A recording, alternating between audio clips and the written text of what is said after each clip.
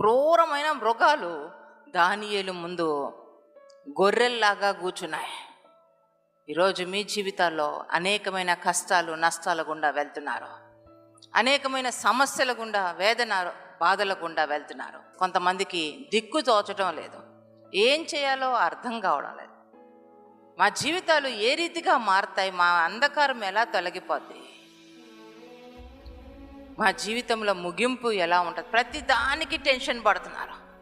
ప్రతిదానికి టెన్షనే, ప్రతి విషయానికి టెన్షనే, ప్రతి విషయం గురించి నెగిటివ్ థాట్సే, నెగిటివ్గా ఆలోచిస్తాం. ప్రతి విషయంలో నెగిటివే, ప్రతి విషయంలో భయమే, ప్రతి విషయంలో కలవరమే.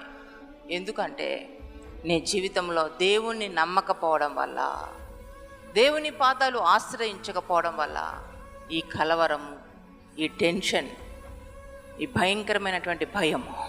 విశ్వసించువాడు కలవరపడ్డా. దేవుణ్ణి నమ్మినట్లయితే నీ జీవితంలో కలవరము లేదు, బాధ లేదు, భయము లేదు, ధైర్యంగా ఉంటావు.